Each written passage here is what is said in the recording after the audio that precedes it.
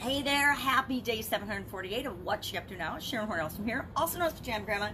Thinking about fifth wheels or spare tires today. The idiom that I discussed in my Supersize Your Business video today was about fifth wheel, the idiom fifth wheel. It's from France in the 16th century, which is way older than I actually thought it would be or thought the expression would be.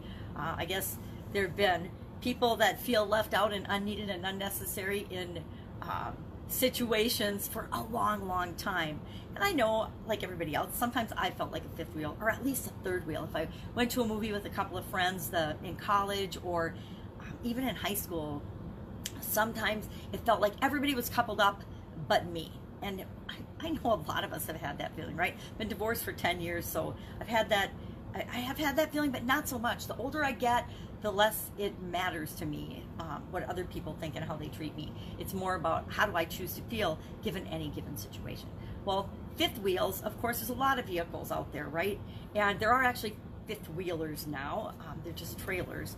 But back in the day when this expression came into being, you know, you had unicycles, you had tricycles, you had bicycles, you had most wagons had four wheels. And a fifth wheel, since people didn't travel such long distances, it was considered unnecessary. You didn't really need a fifth wheel. Well, when couples would go out together and double date, two couples, and they'd invite another person, that person was called the fifth wheel. They were sort of unnecessary and unneeded because everybody else was coupled up, right? And I think everybody's felt that way at a party or in a group or in a meeting or something where they're really not needed. They're not contributing much, or if they are contributing, no one's paying attention, no one's listening, and they just feel uncomfortable. I think it's more of an awkward feeling of being uncomfortable, and it's like, why am I here? Why do I even need to be here? Kind of situation more often than anything else. I've been on teams like that where somebody was so controlling that nobody else could really participate or give any input, and then that person would become resentful that nobody else was helping them. I've been in department head meetings and corporate meetings and even non-corporate, even volunteer organization meetings where I might as well have not been there because I was invisible. Anything I had to say or contribute was just totally ignored and not acknowledged. And how does that make us feel? It makes us feel really tiny and small. I've worked for bosses and people that are so controlling that they have to tell you, micromanage to the level of, why am I even here doing the job? You're doing it, or you're telling me exactly what I need to do step by step, so minutely that it's ridiculous. And we know the difference between being micromanaged and being led and being managed, right? They all feel very differently. But anything that makes us feel, awkward or unnecessary or unneeded or like we just don't matter can give us that fifth wheel feeling, or that I say third wheel, because I think personally I found myself more in third wheel situations than in fifth ever. I had a roommate, she was hooked up, and then I'd go to movies and things with them, so I was like the extra person. Not that it mattered in a movie or something like that, because we're supposed to be quiet in movies. I think actually the most awkward I've felt, that I remember feeling in one of those situations, was at my daughter's wedding. My daughter got married out in out in Montana at Big Sky, and actually Moonlight Basin, which is the backside of Big Sky. And my ex-husband brought his girlfriend, and I didn't feel like a fifth wheel, but it was definitely that awkward feeling. And so I just did my own thing, which is what I would do anyway. But it was definitely weird, right? It's definitely weird. Yeah, that's all I'm going to say about that. So, is a fifth wheel really a fifth wheel, or is it more like a spare tire?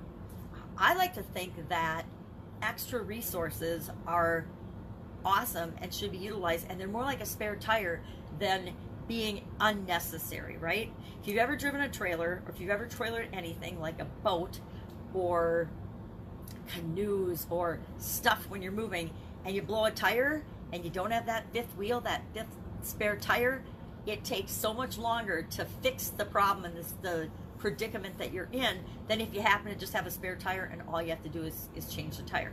That's why cars and trucks and most vehicles nowadays are equipped with a spare tire. Even if it's that crappy little temporary tire, you still get back up and running and on the road much faster than if you have to wait for AAA or call a friend and have them come and rescue you, or whatever, a tow truck, whatever your situation to get out of that predicament and that dilemma is. It just takes a lot longer if you don't have that spare tire.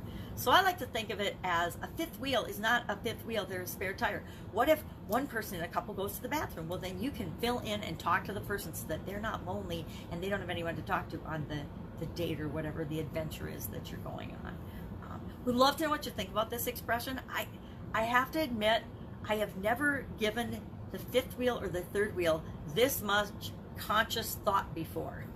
So it was kind of a fun exercise. It's kind of fun to look at things and say, geez, I've never thought of it that way. I've never looked at it. I've never known where it came from and how it's impacting me. And if I go back now and look at my past and think about it, I'm sure I can come up with all kinds of examples where I was the fifth wheel or the third wheel and think back to, well, how did I actually feel in that situation? How did people treat me in the situations when I felt good about it? They treated me more like a spare tire or an extra resource than in the situations where I actually felt bad about it. Because I guarantee I have a bunch of experiences in both the feeling good about it and feeling bad about it way, right? And I think the older I get, the less I would say that I can remember ever feeling bad about it, right? If somebody invites me and I'm not coupled up, I figure they're inviting me because they want me to be part of the experience, not because I have to be part of a couple or a part of a relationship thing. I do remember going on vacations with folks, yeah, but I wasn't the fifth wheel. Anyway, daughter's wedding, I definitely kind of felt a little bit like the weird fifth wheel. But everybody wasn't coupled up for that. I just had to hang out with her and her husband's younger friends and my relatives, which was awesome to me. So, have you ever felt like a fifth wheel, or do you feel like a spare tire? I think it's kind of a choice. I think I choose to be a spare tire and added resource and not feel like a fifth wheel, like I'm unneeded and unnecessary. Because guess what? All of us are needed and necessary. We all have a role and a place to fill in this world and in the universe, and especially in our lives. We are always the star of our own lives. So thinking about fifth wheels today, thinking about my next challenge. I've always got a bunch of challenges going on. I'm just finishing up auditing, and I say auditing because I didn't go all in on these people's challenges. I was just auditing and observing how other people are doing some of their challenges. Because I'm thinking about, now this is a sneak peek, I'm thinking about adding to my podcast a segment about challenges and interview people that do challenges for other people. I think that'd be kind of cool, right? To find out how people approach challenges. And I would also like to do something about the biggest challenge of your life and how people have dealt with those type of events. And maybe it's the biggest challenge of your life so far or something, because if you're still here, guarantee you're in for more challenges, you're in for more obstacles, you're in for more problems, you're in for more situations and experiences that you can't even imagine yet, that you can't even imagine right now. I'd like to start doing some interviews around that, since I'm focusing in on that, and it's really calling me. It's really interesting to me, and I get excited about it. I want to start bringing more of that into my podcast and into the interviews that I do. I like to do both video interviews and then turn them into podcasts. I've been doing that since day one, since I first started interviewing people. I always interview on video, interview live, and then I just strip out the sound and make that a podcast. Some people can't watch videos and they love just listening to the podcast. Other people, I found, rather see the people that they're listening to, that they're learning from, that and you know, you can get so much more. And this is from a blind person. Me, I'm blind. You get so much more when you actually can see people and interact with them. I hate talking on the phone because I'm a visual person, and there's nothing worse than being a visual person that is blind, right? Legally blind.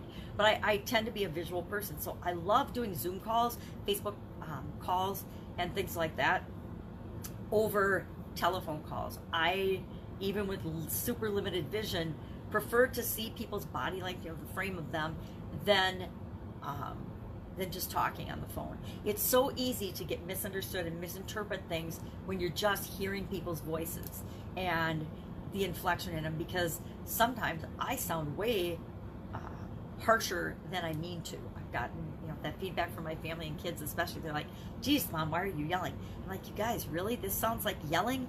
You've never heard me yell. If you hear me yell, this is not yelling. This is just excitedly expressing my opinion. So working on that. Today's fun challenge was all about foods you hate, things that you just think are icky and shouldn't have any reason to exist. Now, I thought it was interesting because I'm sure there's so many foods and things that people eat that I've never experienced. But even some of the things that I have, I just don't have them around me. If it's something I don't like, I just don't get it. I don't bring it into my household. I remember for a couple of decades, there was no nut butter or peanut butter in my house because my kids didn't like it.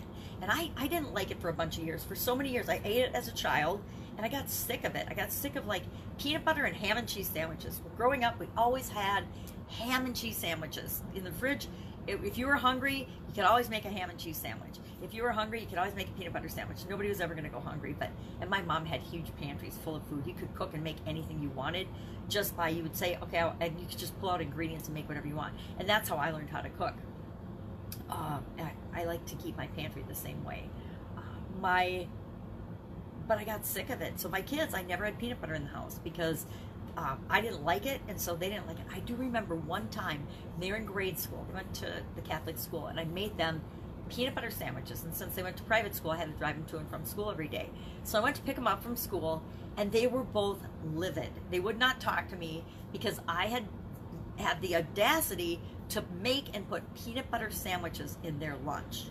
And they thought that was child abuse, and shame on me for ever thinking that they would eat peanut butter sandwiches. My daughter to this day doesn't like peanuts or peanut butter. I think my son probably eats some peanut butter, but not very much. And me, I love nut butters now. I like to grind them up in the NutriBullet myself and make my own nut butters. Just get the nuts and then grind them up. Nothing better than fresh, delicious, homemade nut butter. And it's super easy to do. I always thought, oh, you got to go buy it and you get that separated nut stuff out. And you don't have to. You can make it at home. And me, I have to watch sodium, so I can just get the low salt or no salt nuts and grind them up, and it makes really delicious nut butter spreads. It's kind of fun to do stuff like that. It's funny. I had a bunch of nuts one time, and I thought, I wonder how they make peanut butter. And so I threw them in my NutriBullet, and all of a sudden I had this amazing mixture of nut butter that was really, really good. So you can always get creative with stuff. So, fun challenge, 365 day, do one fun thing every day is going on. Strong Day 39 today. My next challenge, I didn't look at the calendar yet today, but I will commit today to when my next challenge is going to start. I'm thinking March something, and I'm traveling in March, and that's the only reason I'm hemming and hawing on the date.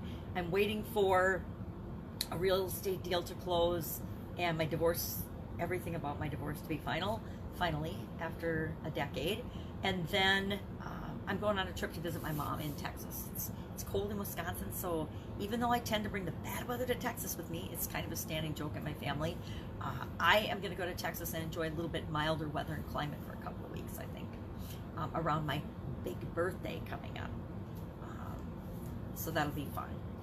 If I can help you in any way, if you have any thoughts or feelings or would love to be on the podcast because you've done a challenge before or you've participated in a challenge that really had a huge impact on you, or if you feel like you have overcome one of the biggest challenges of your life, hit me up in the comments below because I would love to quickly chat about that and have you on the podcast. Otherwise, look for me here tomorrow. I'll be back tomorrow. Got my aunt's funeral. One of my dad's youngest sister passed away this last week, and her funeral is Monday, but I've got my 4-year-old granddaughter, so I'm thinking I'll go to the visitation Sunday, and then we like to split up the family. It works out pretty well. There's a bunch of us, so we split up the family, and a couple of us usually go to the visitation day, and then a couple of us, when they're further away, this is an hour and a half away, which isn't super far, but it's far enough that it makes a big dent in the day. So a couple of us will go on Sunday to the visitation, and then a couple of us will go Monday to the funeral and the viewing before the funeral. Love my aunt, but I don't really like seeing dead people that much, right? It doesn't really feel that good to me. I like to remember people, how they lived and the impact that they had on my life and the experiences that I had with them, not seeing them laid out in their final moments, their final casket. That has always tweaked me a little bit. So go out, make it an absolutely fantastic day. And again, if I can help you in any way, hit me up in the comments below. Look for some interesting things coming from me in this super very near future. I've got some really fun projects in the works, and I can't wait to share them with you. All right, catch you tomorrow.